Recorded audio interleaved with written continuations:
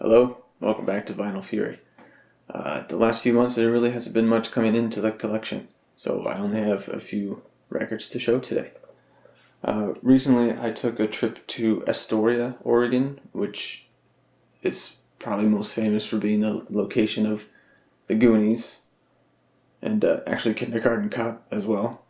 But it's a great place to visit. It's a coastal town, and I I had heard that there was a couple of record stores or places that had records and cassettes out there, and I stumbled upon one place when I was wandering around, and it didn't have much, and most of it wasn't that intriguing. A lot of it was overpriced, but I did come across this. This is the Sonny Stitt Quartet, New York Jazz, and this is from 1957 originally. And like I've said before, I've been collecting Sonny Stitt records pretty much since I started, very, very soon after. And if I come across one that I don't have and it's a good price, I'm going to get it. And a lot of the older records of his, from the 50s mostly, I don't have very many because usually when they are in good condition, they're fairly spendy. So this one was cool to come across, and it was $14, which at first I thought might be. It wasn't extravagant, but I thought about it for a bit. But then I realized it was a mono Japanese pressing, so I figured that would probably be worth it. And actually, copies of this on Discogs are more like $20, $22, so it was actually a good deal. And it was in very good condition, especially after giving it a cleaning. It was quite nice. Japanese vinyl, of course, is known for being very high quality. So it was nice to get one of the older albums of his. It's actually funny, I was reading the back here, and he was my age now when he recorded this, which is interesting. And this is actually a 1982 reissue. So it's in pretty good condition. Nice, still has a nice tip-on jacket, very much like I assume an original pressing would be. But yeah, nice to add one of the older records to the Stitt collection. And one of the, pretty much the only new record I've purchased, new release in a while. This is a new album from Opeth. It's called Sorceress. And this was just released, last week? And I've been looking forward to it because the last two albums I enjoyed quite a bit. I liked the direction that they've gone in musically, and I figured it would be more of the same. And for the most part it is, but it's a little heavier. And not in the sense, in the way that they used to be heavy metal. It's just a little harder, I guess. There's definitely some more riffs, and it still evokes the 70s progressive rock vibe, but I would say it has a little bit more of like a Black Sabbath tinge at times, especially the first couple tracks. They were surprisingly heavy, given the direction that they've been going in the last couple of records.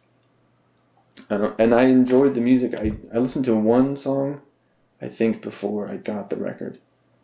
And I actually ordered this from Amazon UK because ordering a European version was cheaper than buying one domestically by several dollars. And usually European pressings are a bit better, if not sometimes a lot better, which was the case with the last Opeth record. In the US it was pressed at United, and in Europe it was pressed at MPO, which was far better. So I did the same thing. Ordered that one from Amazon UK and got it for cheaper than I would have gotten a US pressing, which is kind of crazy. But it worked out. And I got it just a couple days ago. Some of the coolest artwork I've seen in quite some time. This is very beautiful. And then, of course, down here, it's very grim and dark. But it's a cool contrast, and I love the colors. It's also a nice gatefold with some very retro-looking photos of each member of the band. It's a double LP, and the records are in these black lined sleeves, which are nice. But to have such nice and striking artwork and use these labels, I thought was a interesting and rather disappointing choice.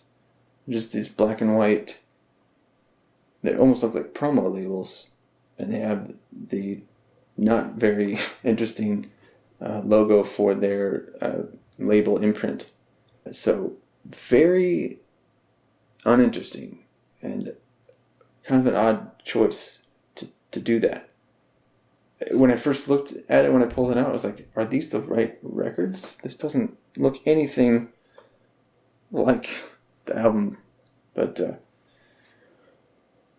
I got a black vinyl pressing, standard, and I'm not entirely sure where it was pressed in Europe.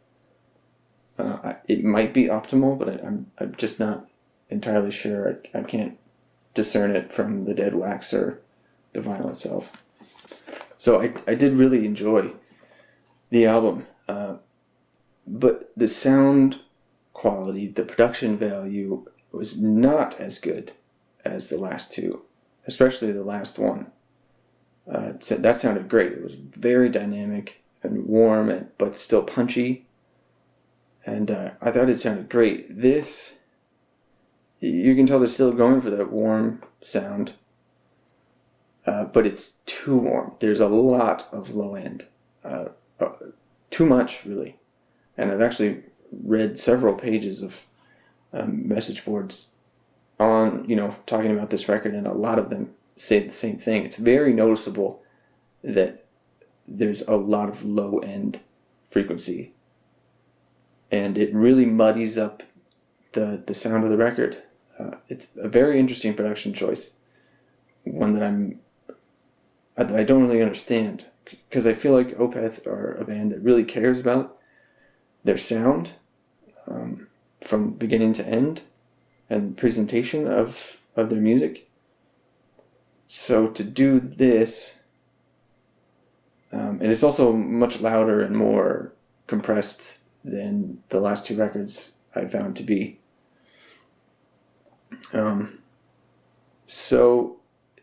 I found myself disappointed in the sound quality, but I really did like the music. So, a tough one.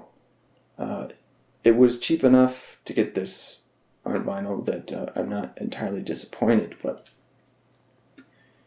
I do wish that it sounded better, that different choices would have been made as far as production goes. It's a shame, really, because I can tell that there's a lot of detail and layers to the music, but they're hard to pick out because there's so much low end and not enough clarity and too much compression to be able to pick it out. So, good and bad here. Music is great.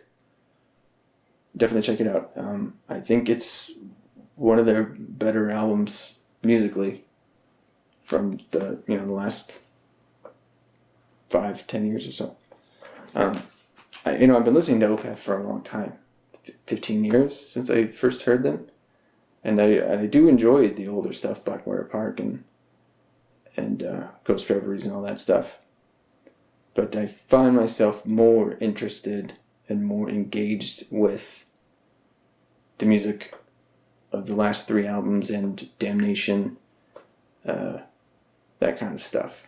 So just a couple more here. This band I came across probably a year and a half ago or so. And this is the only time that a Facebook suggestion or promoted post has actually worked with me. They had a sponsored post, and I could see that a couple of my friends liked their page, and friends whose musical taste I admire, so I figured they would be worth checking out. And I really like them. I love their sound, and just a few months ago I finally got their latest album on vinyl. So the band's called Hidden Hospitals, and the album's called Surface Tension. And I love it. This is definitely my kind of modern music. Melodic alternative rock, I guess I would say. They reminded me a bit of a band called Dredge and their vibe at first. And then they just kind of had the vibe of a lot of music that I've been listening to for the last 10, 15 years. I can hear they've been inspired by the same stuff. This is kind of music that I might make had I this level of musical talent. So definitely a combination. At first I thought between Deftones and Dredge. Between the heaviest parts of that and the most melodic parts of that. Especially on this record. And it has kind of a dark vibe. Especially with the... it seems like somebody in the band is a graphic artist. Because they have a really specific aesthetic that they've put out there, and I think it's really cool. Their logo and the way that they design their social media pages, and just their whole art direction is very deliberate, and I think it works really, really well to represent their band. And this is not expensive. This is $15 plus $3 shipping. It's 180 gram black vinyl. So very cool. It sounds good. And this, I exchanged a few emails with I believe it's the singer, who apparently does all the orders. And when I ordered it, they were on tour. So he didn't get to it for a week or two probably. And he wrote me to say, he apologized for the delay, and he sent me the CD of the album with it as an apology, which was very cool.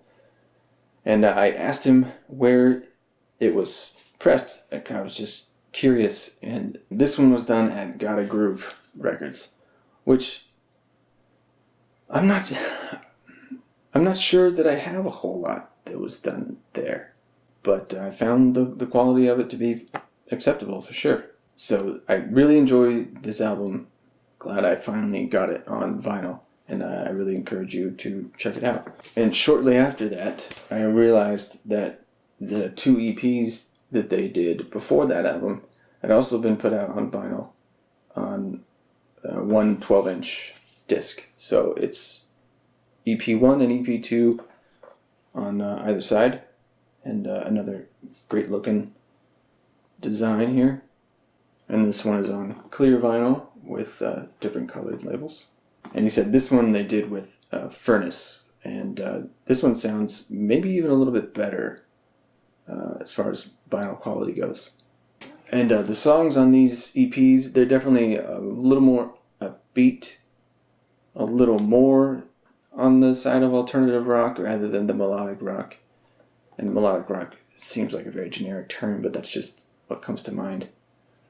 But some very cool songs, and some of them are very, very catchy, like The Absence of Emotion. That's one of the first songs I heard from these EPs, and they have a really cool video on YouTube you can see for that. Again, their videos are very cool to watch too. They have a very deliberate look to them. And I'll leave links to both the Bandcamp page where you can get these records. There's only, I think last time I looked, there's only 40 left of these out of 500. And I'm sure there aren't many of these left either. So if you do like them, I encourage you to pick them up. So I can't believe I spent that much time talking about just 4 records, but there you go. Thank you for watching, and until next time, take care. Enjoy your music.